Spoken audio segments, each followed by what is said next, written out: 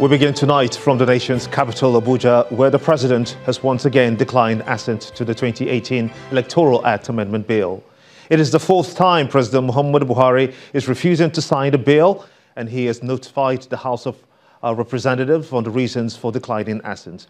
In a letter addressed to the Speaker of the House of Representatives, Yakubu Dogara, President Buhari says that he is declining assent to the bill because he is concerned that passing a new electoral bill this far into the process of the 2019 elections could create some uncertainty about the applicable legislation to govern the process. He further stated that any real or apparent change to the rules this close to the elections may provide an opportunity for disruption and confusion in respect to which law governs the process. In addition, President Muhammadu Buhari stated that it is in the best interest of the country for the National Assembly to specifically state in the bill that the Electoral Act will come into effect and be applicable to elections after the 2019 general elections. His Excellency President Muhammadu Buhari has taken a decision on the Electoral Amendment Bill 2018 in accordance with his powers under the 1999 Constitution, and has communicated that decision to the Senate and House of Representatives in accordance with the law. Again, President Buhari has also assented to the National Open University of Nigeria Amendment Act, which allows the National Open University to operate as all other universities, having the same powers and functions and the same administrative structure, eliminating possible discrimination as some used to want to have on its product and programs. It has also allowed by law the establishment of some centers called study centers and given conditions for the establishment of such study centers.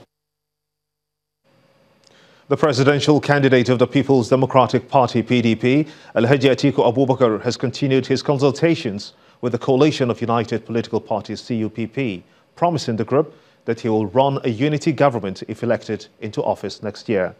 The coalition, which was formed in July this year, adopted Atiku Abubakar on Wednesday as their sole candidate ahead of the next year's presidential election. The meeting is to strategize on the coalition's campaign blueprint and manifesto, as well as to discuss who gets what should the candidate win in 2019 general election.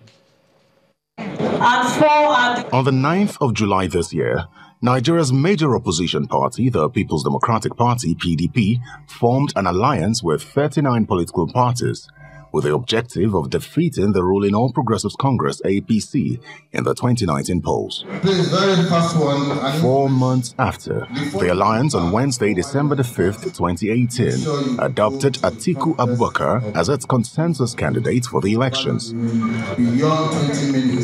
This meeting with the presidential candidate of the PDP is to plot a new campaign strategy to enable the group realize its objectives. The journey henceforth will be quite a difficult one, but it's one that we will succeed if we commit to it. The arrangement is not between individuals. The arrangement is between political parties. And political parties are committed to it. And we are not here to pitch our candidate against any other candidate or to negotiate personal interest matters with any particular candidate. It is one thing to adopt a candidate, but quite another to win an election. That's the political reality the consensus presidential candidate wants the group to understand. We should not go back and just rest and say, no, we have endorsed, so that is the end of it. No. We have to deliberately take certain actions to make sure that we achieve our objectives.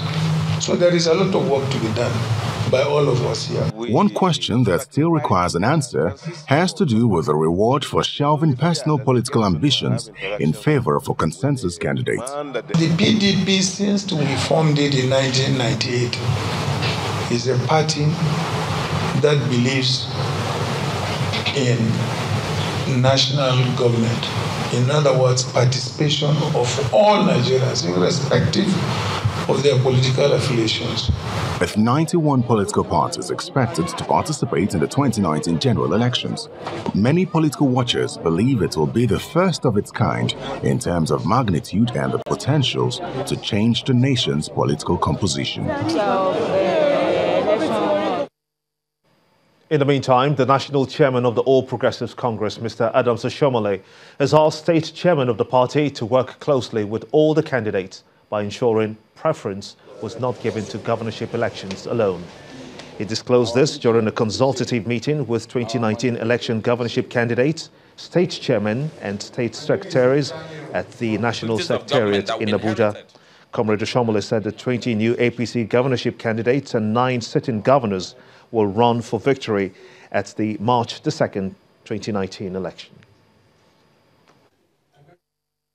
I'm aware that we have some instances in which some people have chosen to go to court. And they are in two parts. There are some who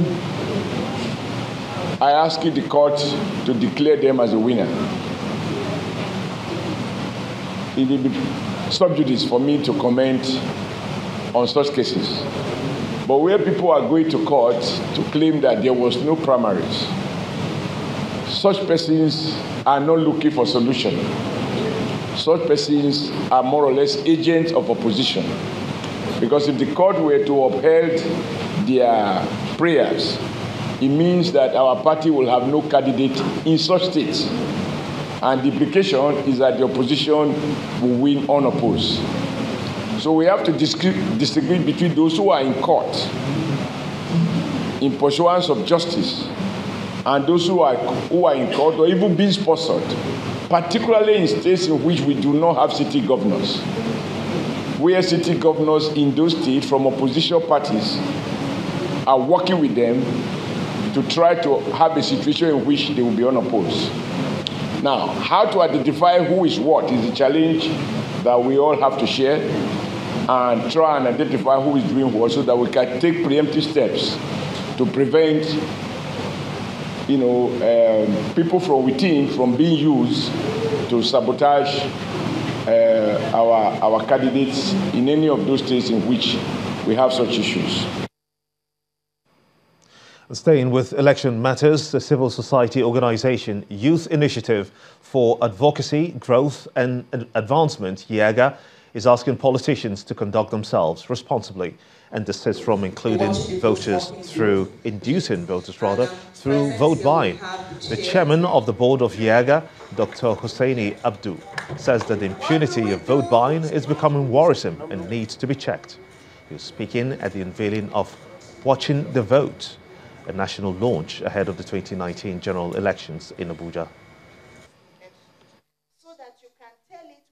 But there are a couple of things that we have done as people, as civil society organizations, as institutions like the Independent Electoral Commissions, the security agencies, to improve this electoral process.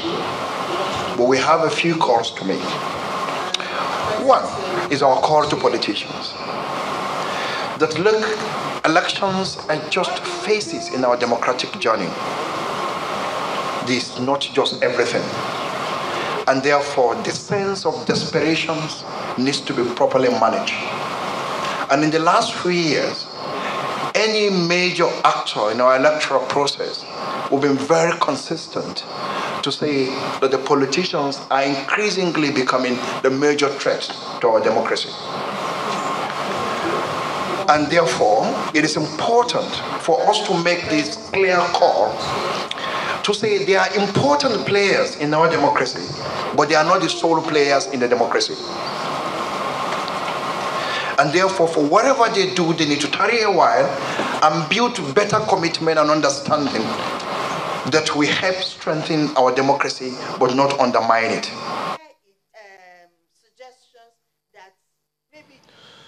And still remaining with electoral matters, particularly the amendment of the Electoral Act, several attempts have been made to amend the 2010 document since the conclusion of the 2015 election. In this report, we take a look at the issues that have been thrown up in a bid to amend the Electoral Act. Following the 2015 elections, attempts to amend the 2010 Electoral Act has continually hit a brick wall. Despite several attempts, the proposed amendments have failed to see the light of day.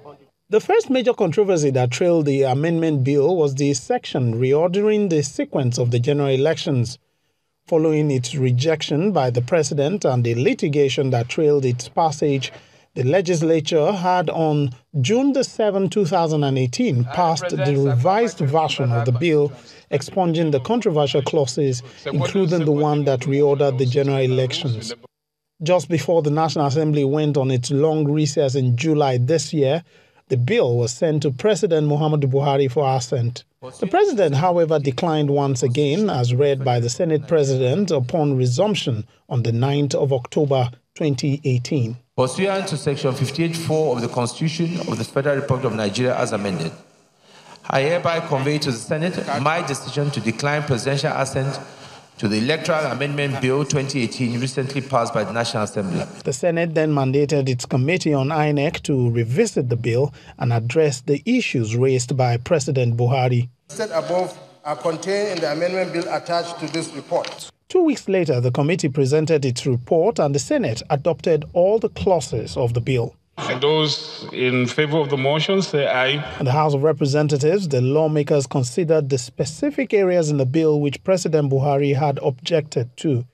Speaking afterwards, the chairman of the committee was optimistic that the bill will meet the president's approval. I want to confidently say that, yes, we have addressed all issues raised by Mr. President, all issues raised by INEC, and of course, all issues raised by members of the National Assembly.